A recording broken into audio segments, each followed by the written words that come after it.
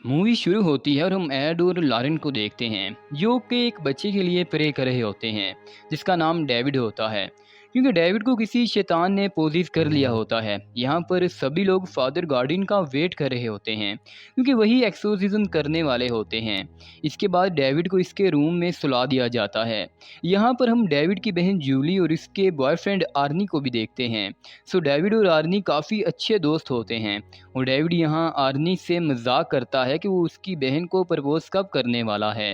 Well guys, इसके बाद यहाँ पर फादर गार्डियन भी पहुँच जाते हैं। मीनवाइल डेविड की आंख खुल जाती है और उसे बाथरूम में किसी का हाथ दिखाई देता है। अब यहाँ पर डेविड को कुछ समझ पाता कि उस पर बहुत सारा ब्लड गिरता है, जिस पर वो ज़ोर ज़ोर से चिल्लाता है और सभी लोग इसके रूम में आते हैं।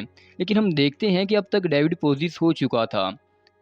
डेविड अपने ही डैड के पाँव में शीशा घुसा देता है जिससे वो ज़ख्मी हो जाते हैं। जिसके बाद एड उसे उठाकर नीचे ले जाता है ताकि उसका एक्सोर्सिज्म शुरू किया जाए। अब एड डेविड को टेबल पर सुलाता है और एक्सोर्सिज्म शुरू किया जाता है। उसी दरमियान लारिन को विजन आता है कि उस पर कोई जादू कर रहा है। यहाँ पर तेज़ हवाएं चलने लगती हैं और अननेचुरल चीज़ें होने लगती हैं। इसमें फादर गार्डियन ज़ख्मी हो जाते हैं और सभी लोग डेविड को संभालने की कोशिश करते हैं। और हम देखते हैं कि डेविड इस बॉडी को बहुत ही अजीब तरीके से फोल्ड कर लेता है और हंसने लगता है। ये देखकर उसकी बहन ज़ोर से चिल्लाने लगती है और डेविड को रुकने के लिए बोलती है। इसके बाद डेविड अपनी बॉडी को ठीक कर लेता है और अपनी पावर से सभी को दूर फेंक देता है। इसके बाद वो एड के ऊपर कूद जाता है और बोलता है कि तुम्हारे दिल की धड़कन रोक दूंगा।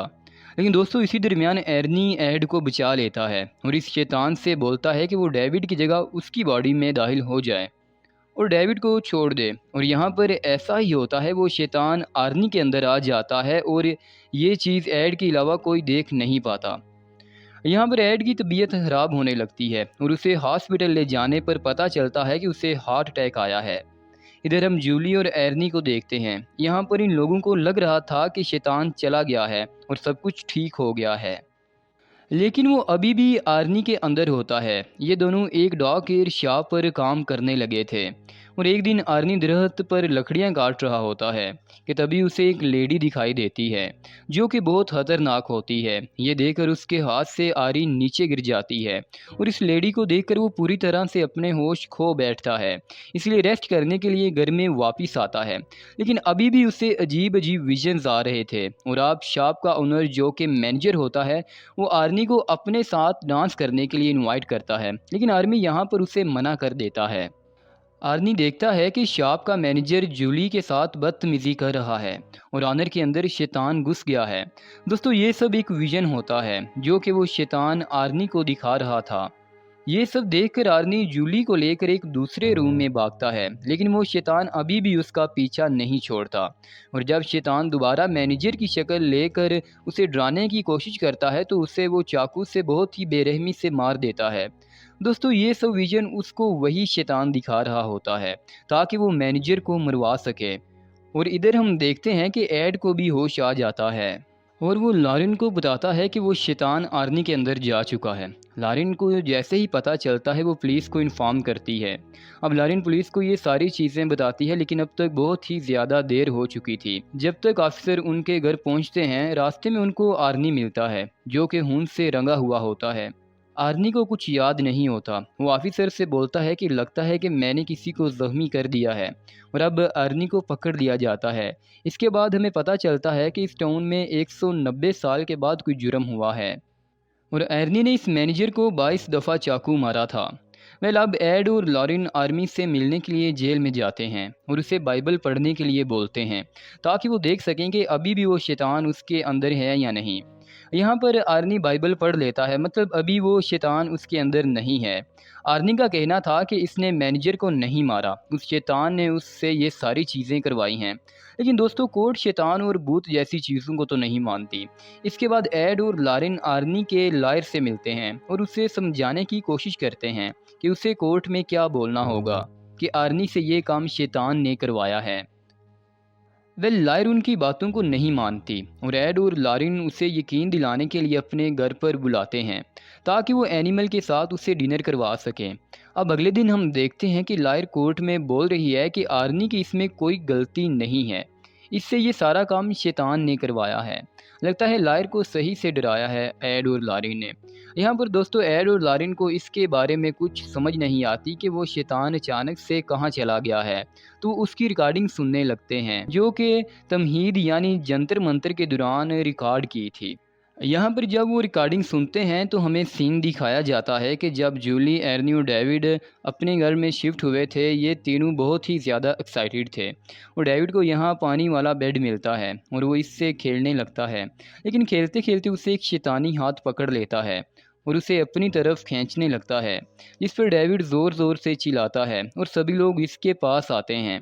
वेल गाइस, यहाँ कोई भी इसकी बातों पर यकीन नहीं करता और हम इसके बाद प्रेजेंट का सीन देखते हैं। यहाँ पर एड और लारिन इस बेड को चेक करने के लिए जाते हैं जिसमें पानी भरा हुआ था। जब इस बेड को हटाया जाता है तो इसके नीचे का फ्लोर टूटा हुआ था, मतलब वो शैतान इसी के नीचे से आया था। जिसके बाद इसके नीचे के फ्लोर में टनल दिखाया जाता है जहाँ पर लारिन नीचे जाती है पता करने के लिए कि एक्चुअल में नीचे कुछ है भी कि नहीं। और जब लारिन वहाँ पर पहुँचती है, वहाँ पर बहुत सारे चूहे किसी चीज़ को खा रहे थे। जब लारिन उससे कपड़ा हटाती है तो वहाँ काले जादू का सामान होता है। उसी पर लारिन को विजन्स आता है कि उसी सामान की वजह से शैतान डेविड की बॉडी में था। और लारिन इसकी कुछ फ़ोटोज़ लेती है और बाहर आने पर जूली को सच्चाई बताती है कि ये काला जादू डेविड पर किया गया है, जो कि जानबूझकर किया गया है ताकि डेविड पर से भूत को निकाला जा सके। लेकिन उस रात भूत निकालते हुए ये जिन डेविड के अंदर से आर्नी में चला गया है। यहाँ पर एड बोलता है कि उसने सारी फ़ोटोज़ को पुलिस स्टेशन में सर्कुलेट कर दिया है। अगर इससे रिलेटेड कुछ भी पता चलता है तो वो हमें इन्फॉर्म कर देंगे। यहाँ पर फादर गार्डियन बताते हैं कि उन्हें फादर कैसलर की मदद लेनी होगी, जिनके साथ वो 10 से 12 साल पहले काम कर चुके हैं। इसके बारे में उन्हें ज़रूर पता होगा। वेल गाइस, ये फ़ौरन फादर कैसलर के पास पहुंच जाते हैं और फादर कैसलर बताते हैं कि ये काला जादू तो उन्होंने नहीं देखा, लेकिन इससे मिलता जुलता ज़रूर देखा है। ये जादू बहुत ही ज़्यादा ख़तरनाक टाइप का है। फादर इन दोनों को अपने बेसमेंट में एक सीक्रेट रूम में ले जाते हैं जहां उनकी कई सालों की रिसर्च किताबें रखी थीं। ये सारी किताबें काले जादू पर लिखी हुई थीं। फादर उनको बताते हैं कि 9 साल से वो इन पर रिसर्च कर रहे हैं और उन्हें पता चला है कुछ लोग जो कि शैतान की इबादत करते हैं और शहादत देते हैं अपने खून को बहाकर। और जब इनके कबीले पर ट्रायल शुरू किया गया, जो इस ट्रायल का जज था उसकी वाइफ प्रेग्नेंट थी और जब ट्रायल पूरा हुआ तो उसकी वाइफ के यहाँ बच्चे की पैदाइश हुई 6 हफ्ते पहले। और जब वो बच्चा बाहर आया, हम देखते हैं कि जब वो बच्चा बाहर आया तो वो मरा हुआ था और उसकी बॉडी में इसका दिल भी बाहर था, जो कि बहुत ही खतरनाक था। और ये सब देखकर उसकी बीवी बर्दाश्त नहीं कर सकी और उसने सुसाइड कर ली। सो गाइज, यहाँ पर फादर बताना चाहते थे कि उन्होंने इन सब चीज़ों को लाइट नहीं लेना चाहिए, क्योंकि इससे एड और लॉरिन की भी जान जा सकती है। वेल, इसी वक्त हम एर्नी को देखते हैं जिसे वो शैतान डराने की कोशिश करते हैं और अगले सेकंड ही वो शैतान इस पर हमला कर देता है, लेकिन ये सब उसका वहम होता है। और हम देखते हैं कि एक लेडी जो कि आर्नी की फ़ोटो लेकर ये काला जादू कर रही थी। यहाँ पर सीन शिफ्ट होता है और एड और लारिन को कॉल आती है और ये कॉल होती है ऑफिसर्स की। ऑफिसर्स बताते हैं कि उन्हें उसी तरह का एक और ऐसा बुत मिला है जब वो एक केस के ऊपर काम कर रहे थे। ये केस था कैटी और जेसिका का, जो कॉलेज स्टूडेंट्स थी। दोनों बेस्ट फ्रेंड थी, लेकिन एक दिन वो अचानक से गायब हो गई और कुछ दिन बाद उन्हें कैटी की बॉडी मिली जिस पर 22 बार छुरा मारा गया था, लेकिन अभी तक उन्हें जेनिफर के बारे में कुछ भी पता नहीं होता। और यहाँ पर ऑफिसर्स को जेनिफर के घर पर वही बुत मिलता है जो कि लॉरिन को डेविड के घर मिला था। गैस, यहाँ पर ऑफिसर्स लॉरिन की ताकतों पर भरोसा नहीं करते और इसका प्रूफ मांगते हैं। वो लॉरिन के सामने 3 चाकू रखते हैं और बोलते हैं कि तुम्हें इसमें चूज़ करना होगा कि किस चाकू से कैटी को मारा गया है। तो यहाँ पर लॉरिन को ज़्यादा टाइम नहीं लगता और वो अपनी ताकतों से फ़ौरन बता देती है कि वो चाकू कौन सा है। और ये देखकर सब ऑफिसर्स इसके फ़ैन हो जाते हैं। ऑफिसर लॉरेन को उसी जगह पर ले जाते हैं जहां उन्होंने कैटी की बॉडी मिली थी। यहां पर लॉरेन अपनी पावर से पता लगा लेती है कि इस रात क्या हुआ था। यहां पर दोस्तों हमें पता चलता है कि कैटी और जेनी इस रात वहां पर आई थी और तभी अचानक से जेनिफर पास हो जाती है। उसने कैटी को 22 बार स्टैब करके मारा था और इसके ऊपर भी वो काला जादू किया गया था। यहाँ पर जेनिफर ने जैसे ही कैटी को मारा था, लॉरेन उसी एक्शन को रिपीट करती है और वैसे ही मारने की कोशिश करती है। जिसके बाद जेनिफर भागने लगती है तो लॉरेन यहाँ से भागना शुरू कर देती है। वो भागते भागते एक किनारे पर पहुँच जाती है और तभी एड उसे होश में लाता है। लेकिन उसी वक्त एक शैतानी हाथ उसके पैर को खींचता है। लेकिन यहाँ पर उसकी किस्मत अच्छी होती है, एड उसे बचा लेता है। दोस्तों, ये सारा सीन देखकर हमें पता चलता है कि जेनिफर भी ऐसे ही भागी होगी और इसका पाँव भी उस शैतान ने खींच लिया होगा, जिसकी वजह से वो नीचे खाई में गिर गई और इसकी मौत हो गई। दोस्तों, अगले पल यहाँ पुलिस की टीम भी आ जाती है और उन्हें एक बॉडी यहाँ पर मिल जाती है। लेकिन अभी भी कंफर्म नहीं होता कि ये बॉडी जेनिफर की है या नहीं। तो इस बारे में मज़ीद पता लगाने के लिए ये दोनों एक जगह जाते हैं जहाँ पर जेनिफर की लाश थी और लॉरेन जेनिफर का हाथ पकड़ती है। उसे कुछ फील तो नहीं होता, कुछ सेंस नहीं होता, लेकिन तभी उसे अपने पास एक कनेक्शन फील होता है और यहाँ पर वो खुद को एक वीरान जगह पर पाती है। इस जगह पर एक बड़ा सा टेबल रखा गया था जिस पर काला जादू किया जा रहा था और ये कर रही थी एक लेडी। वो लेडी आर्नी की फ़ोटो पर काला जादू कर रही थी। यहाँ पर हम पहली बार इस लेडी का फेस देखते हैं और यहीं पर लॉरेन बताती है कि ये कनेक्शन दोनों साइड से है। मतलब कि अगर लॉरेन यहाँ पर पहुँच सकती है तो ये लेडी भी उनको नुकसान पहुँचा सकती है और अगले पल वो लेडी अपने मैजिक से उन पर हमला कर देती है।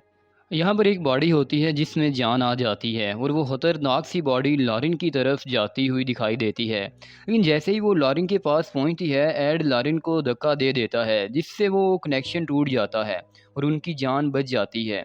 उसके बाद लॉरेन जूली और डेबी से मिलने जाते हैं।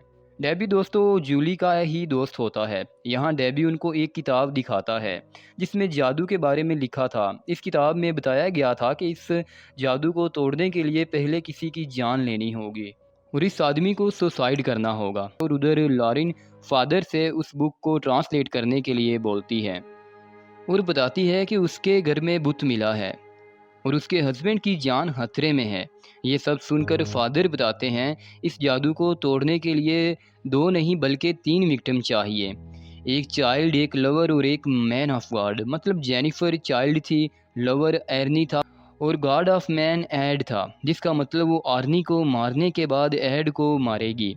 और यहाँ पर फादर एक कहानी बताते हैं, जब उनकी वाइफ प्रेग्नेंट थी उन्होंने एक बच्चे को जन्म दिया जिससे उनकी मौत हो गई और चर्च उन्हें अपनी बेटी रखने की परमिशन नहीं देता था, इसलिए उन्होंने उसे छुपा कर पाला था। उनकी बेटी का नाम आइसला था। दोस्तों, आइसला इसी घर में खेल कूद के बड़ी हुई थी और इसी दौरान फादर अपनी रिसर्च कर रहे थे तो आइसला को इन सब चीज़ों में, काले जादू में बहुत इंटरेस्ट आने लगा था और इसने ये किताबें पढ़नी शुरू कर दी थी। इसके बाद वो शैतान की इबादत भी करने लगी थी और यहाँ पर हमें पता चलता है कि जिस लेडी को हम बार बार देख रहे थे वो कोई और नहीं बल्कि फ़ादर की बेटी ही थी। ये बात फ़ादर ने लॉरेन से छुपाई थी क्योंकि वो नहीं थे चाहते कि उनकी बेटी को नुकसान पहुँचे। फादर बताते हैं कि आइसला नीचे टनल में खेलती थी तो हो सकता है कि वो टेबल जिस पर काला जादू किया गया हो वो नीचे ही हो। उसी वक्त हम देखते हैं कि आइसला यहाँ पर आ गई है और अपने डैड को गला काट कर बहुत ही बेरहमी से मार देती है। ये देखते ही लॉरेन नीचे टनल में भागती है जहाँ उसे टेबल मिल जाता है। दोस्तों, यहाँ पर मैं आपको बता दूं कि अगर इस जादू को तोड़ना है तो इस टेबल को भी तोड़ना होगा, तभी ये जादू टूट सकेगा। इसलिए लॉरेन इस टेबल को हिलाने की कोशिश करती है लेकिन ये बहुत ही ज़्यादा भारी होता है और इसी दौरान आइसला भी यहाँ आ जाती है और फिर हम देखते हैं कि एड भी यहाँ पर पहुँच गया है। अब यहाँ पर लॉरेन को अपनी शक्ल की लड़कियाँ नज़र आने लगती हैं जो कि उसे मारने की कोशिश करती हैं। लॉरेन वहाँ से भागती है लेकिन आइसला उसे पकड़कर मारने की कोशिश करती है। लॉरेन उसे एक पत्थर मारकर वहाँ से जान बचाकर भाग जाती है। उसी वक्त एड भी एक हथौड़ा लेकर वहाँ पहुँच जाता है और लॉरेन को अपनी तरफ आता देखता है। लेकिन दोस्तों, ये लॉरेन नहीं आइसला होती है जो कि कोई चीज़ फूंक कर एड को भी पोसिस कर देती है। अब एड भी पोसिस हो जाता है और पोसिस होने के बाद वो हथौड़े से सारी चीज़ों को तोड़ने लगता है। वो लॉरेन को मारने की कोशिश करता है और इधर हम देखते हैं कि एड उसी हथौड़े से हर चीज़ को तोड़ने लगता है। वो जैसे ही लॉरेन को मारने की कोशिश करता है, लॉरेन उससे याद करवाती है कि कैसे वो लोग 30 साल पहले एक थिएटर में मिले थे। जहाँ एड काम करता था। इसके बाद उन दोनों ने किस किया था और ये सारी बातें याद आने के बाद एड अपने आप को कंट्रोल कर लेता है और इस हथौड़े से उस टेबल को दरमियान से तोड़ देता है, जिससे वो टेबल नीचे गिर जाता है। उसके बाद आइसला लॉरिन के सामने आती है, लेकिन तभी उसकी बॉडी की हड्डियां टूटने लगती हैं। लास्ट में हमें दिखाया जाता है कि आर्नी को 5 साल की कैद होती है और वो जेल में ही जूली से शादी कर लेता है। अब वो आज़ाद हो चुका है और अभी भी वो जूली के साथ ही है। Guys, thanks for watching. और अगर आपको ये वीडियो पसंद आई है तो प्लीज़ हमारा चैनल ज़रूर सब्सक्राइब कर दें और अपनी फ़ीडबैक का इज़हार ज़रूर करें। इससे हमें आइडिया होता है कि आइंदा हमने कैसी वीडियोज़ अपलोड करनी है।